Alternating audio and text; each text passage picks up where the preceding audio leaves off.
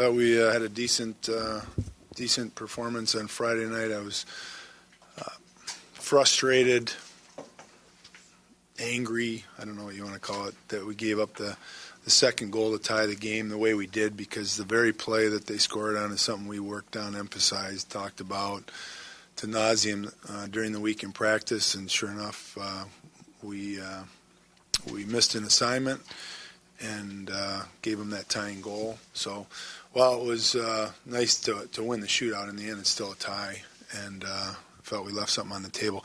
The next night, they were just a way better team. I thought, with the exception of special teams where we had a power play goal and we killed off, I don't know, what was it, 5 or 6 penalties. So I guess we won special teams, but that's the only thing we won all night. They were quicker to pucks. They were stronger one-on-one. They were hungrier. That was a disappointing effort for us. And they wanted the game more, and they deserved the game. So we've got to rebound. I thought we had a good practice yesterday after having a very poor performance. It wasn't a frustrating performance. It was a poor performance on Saturday. And I thought we responded yesterday in the manner in which I was looking for in practice. And so we have a chance to refocus now on Ohio State. And, it's an important series for us if we want to try to make some noise and create a race here in the Big Ten. Do you think a loss like that, performance like that, does motivate a team to be a little angry, be a little pesky the next week right off the bat? Well, I hope what it does, certainly I hope there's a response, but we spent time watching the game back yesterday, which we don't typically do as a team.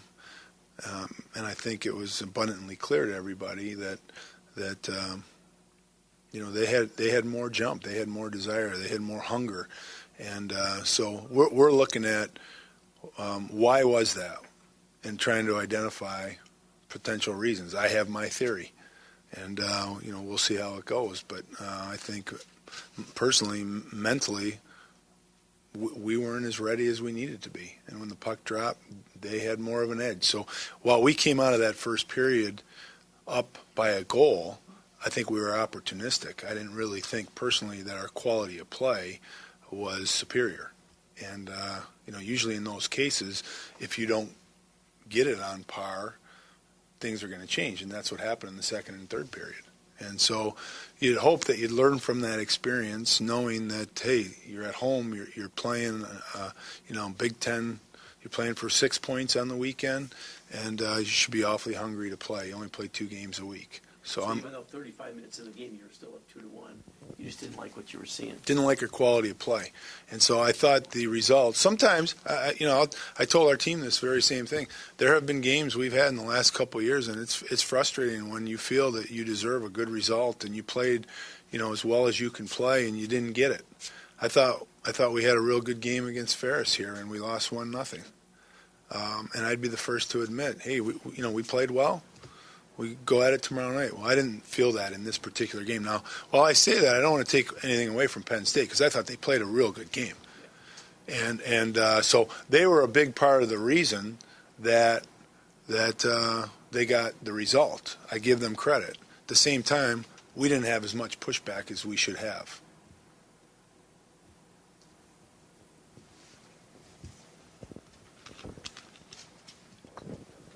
One of the bright spots probably was Williams' play from the offensive side. Talk about what he's done over the weekend and what you kind of see from him going forward and how important he is as becoming one of those primary scorers.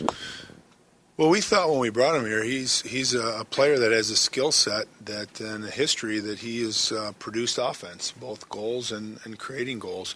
And so, for the amount of ice time that he's had to date, that really hasn't come to fruition to date.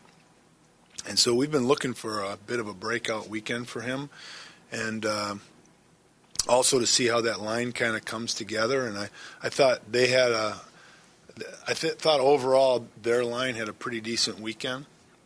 And in his case, he got on the scoreboard. The puck went in the net, and It starts to make you feel a little bit better and helps your confidence. So hopefully that's something that will allow him to grow in confidence and have a greater impact offensively without compromising the rest of your game. So I thought he played generally pretty hard on the weekend, and I thought their line made some progress as a group. Tom, what kind of a frustration is it for a coach when you have to coax your team to have effort and be ready to play? Shouldn't that be a given 35 times a year? Absolutely, Fred. And, while I say that, I know better. I know that motivation is an important part of this. You'd like to think that the maturity, you have a team that has a maturity to understand, hey, we're only playing 35, 36 games a season. We can't waste a night, and we have to play with this great urgency. At the same time, I recognize these are college-age kids that are going through the process of learning what it takes to compete at a high level every night. And I call it a championship mentality, an expectation that you're never satisfied. And without going into my comments post-game and yesterday in our team meeting and practice, we talked about that very thing, a sense of urgency, how you're prepared to be ready to play mentally, because physically I think our team matches up with that team. I think you've seen that in games that we've played. So what was the difference? And I thought they were more ready than we were. So all of us have to take a look at that and say, how do we make that better? And I can't take that for granted, given that, that's just going to happen on its own. And I don't think any coach does. But I should have done a better job on Saturday night as well as our players in getting everybody prepped for that. No, I don't. But, I got to tell you that, watching our group, and our group has had limited success, learning how to handle success and, even a little bit of it and not get comfortable or not get satisfied. Like, you should be striving to get better regardless of your results. And we need that mindset. And we're not there yet. And so, no, I shouldn't, and probably no coach should have to. But that's a pretty rare team that on occasion at least doesn't need to have a boost, a kick, punch in the nose, whatever it might be, to make sure, you're where you need to be. And we've got to learn from that and make sure that doesn't happen again anytime soon. Coach, why do you think your team has had struggles this season to close out a series? There have been many times this year where you've been in position to take away a positive result from the weekend, but your team just hasn't been able to do it. Well, sometimes I wonder if satisfaction doesn't come a little too easy. And again, we just talked about that very thing about you're playing 6 periods of hockey on a weekend. And, we've played pretty well as a team since Game 2 of Minnesota. But since that time, the only time we played a 2-game series was in the GLI. So we played a good Game 1. Thought we played okay in Game 2, but not good enough to win the game. And so that's something that this team, we have to get over the hump. We've got to find a way to be better with a higher level of consistency 2 nights in a row. And it's not easy. Teams who are winning 2 nights in a row against the same opponent, there's something to say for that. And we've got to get there. And we're not there yet, but we've got to push ourselves to expect more and to demand more of ourselves to get there.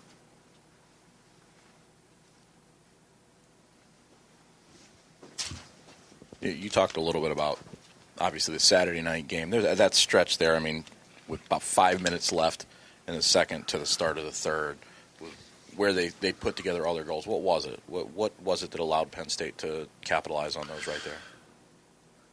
Well, I thought their puck pursuit all over the rink, both when they were chasing it down to get it offensively and when we were trying to play with it, they were more aggressive than we were.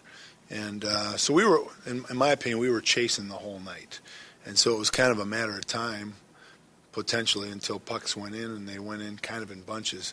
So, they created their own momentum, by scoring a goal and then building on it. And, there are key moments in games we talk about all the time, and you look even in the early part of the game, which I thought, even though I wasn't happy with our quality of play, I thought we responded in some pretty good ways. So you look at the early in the game, Joe Cox has almost an open net, makes a real nice move, hits the side of the net, puck comes back to Carson Gadd, he fumbles it, it was within, 5-8 seconds, and all of a sudden we miss an open net and it's in our net. Game-changing moment right there. To our credit, we responded. We score, we tie the score, and then late in that period, we go ahead on a face-off type goal. So those were moments we won. Well, the big moments that we lost were when we allowed them to score in bunches. So they score, goals to go up, and then they essentially scored goals close together to ice the game. And while that happened because of momentum, that was really a buildup in the quality of play in the second and third period even more. I thought our quality of play in the first period was below average, and then I thought our quality of play in the second and third was poor. What can your team learn from a team like Penn State, who might not be getting the same level of players as some of the more prominent programs, but are still finding a way to turn the corner as a program, much like what you I think Penn State, give them a little more credit than I don't think people give them enough credit, because their program's young. They've got a couple things going for them. They've established a very high work ethic, and I'm sure that they weren't pleased enough after Friday night, and they brought a better game on Saturday night, to their credit. In terms of the depth of their talent, I don't think, as you mentioned, that they're loaded with skill, but they have emerging skill on their team. They have a couple guys, a line in particular, who was very dominant in that game. And so I don't think people give them enough credit for the skill that has emerged on their team. And then, they do have experience. They have some older players. They're big and strong. They move up and down the ice together. I think they play well to how they play based on their team makeup. And so, I think every team needs to find their identity and play to that, and then have guys emerge within that structure. And I think for us, we're finding the game as we're getting better and getting more experienced. We're still looking for some players to emerge into more prominent offensive roles. And yet, with the exception of a few games, I think defensively we've been pretty darn good. So it's finding that consistency and then the growth that's so important as you're trying to upgrade your team over time.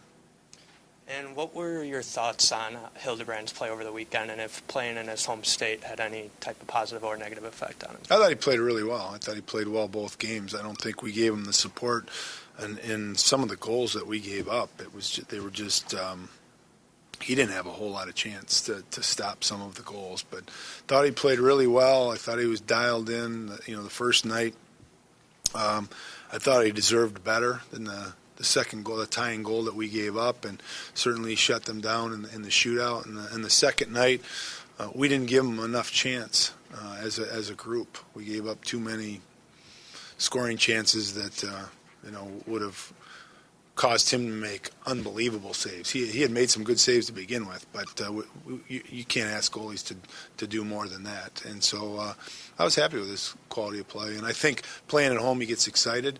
He played there last year. I thought he played well last year as well. So it's always fun to go home. Kind of going back to Penn State a little bit, can you, because the inevitable question that people are going to ask is, Penn State just created their program, and they're having that kind of performance, outperforming an established Michigan State program. Mm-hmm. And you've talked about how you want to build this program. How is it different than what Guy has done at Penn State in terms of the ages of the players you're bringing in and the type of players you're bringing in? Well, I haven't sit there and studied what they're doing, so I can't really speak to them in particular. I think they started with a base, if I recall, of their club team and what they had, and they've been recruiting, to their needs for that time. In our situation, since I've arrived, When I took on the team, we had major turnover after the first year. It was very significant. We lost 11 players. We lost 6 of 8 defensemen. And those are pretty significant things to turn over. During the course of your time, and keep in mind, there were many commitments that were already in place that were coming in over the next couple of years. So you're putting those pieces and kind of plugging those pieces into place, and at the same time, trying to look ahead to recognize we really don't want to lose 11 players in a class again, because that's hard to overcome. Just look at what Wisconsin's going through right now. Keep in mind, their team last year was a national championship caliber team probably. They could have won a national championship. They won the Big Ten tournament. I thought they were as good as there was that we played against. And they have 11 freshmen this year. I believe it's 11. And a lot of talented players. And what is their record right now? It's maybe like something like that. And, their team's progressing. So in Penn State's case, they got a chance to see that team real early, which is, kind of a scheduling benefit. We're going to see them at the end of the season when their team's going to be a more mature team, which that's just the way things work. And but I guess my point is, here's a national championship caliber team a year ago, and they're going through the growing pains of turning over almost half of their roster. Well, that takes time to do. And we're going through that, and part of the process of going through that is trying to break up the classes. We did that through some strategic moves, bringing in some redshirt walk-on players, by bringing in some transfer players that were available, so we could have more reasonable size classes over a period of time. So I don't think we're always comparing apples to apples, And I think Penn State's doing a really good job with what they're doing. I think other programs are doing a good job. And I think we're taking the right steps as well. And we'll get to the results that we want. It's just taking time to turn that over. Can you give us an update on Matt Berry and his progress? Do you think he might suit up for this weekend series against Ohio State? I guess I'll say this, that Matt is progressing. We obviously didn't take him on the trip. We'll take this week as another week of preparation and see how he progresses. He's skated along with the guys who didn't make the trip. And so hopefully his hockey condition is putting him in a better position to compete. I thought he did a pretty good job last week, making progress throughout the week. You could see he hadn't been in a competitive situation for a while. So I wouldn't want to put him on the ice if he wasn't ready to handle that. But I think he's making progress. So I think there could be a chance that he could potentially play this weekend. It's too early to tell right now. You obviously have a little more flexibility, too, with it being a home series. We do have more flexibility. Last week we had to make a change the day we were traveling. Johnny Drager got hurt in practice and got a concussion. And so while we thought that happened early in the week, we thought he'd make progress to the point where he could travel and potentially play. He didn't make enough progress by the time we traveled, and we thought it was better for him if he stayed back and didn't have to deal with the travel issues. He was back and had a full practice yesterday, so I'm hopeful that I haven't seen him yet today, but I'm hopeful that he's back on track and we'll be able to potentially play on the weekend again too. About the rest of the health update, everybody else? Carson Gatt has an injury that has kind of flared up over time that he sustained in junior hockey. And I don't know. He's at the dock right now. I don't know that he'll practice today. And so I'm not certain on where he'll stand. Yeah, I'd say at this moment he is, because I have no idea. I know it's really kind of been irritating him for some time. It hasn't really progressed, and I don't know that it's an injury that's going to progress until you can kind of give it some rest and take care of it. And he's just trying to fight through it. So I know that's been irritating him for a while now. So we'll have to wait and see.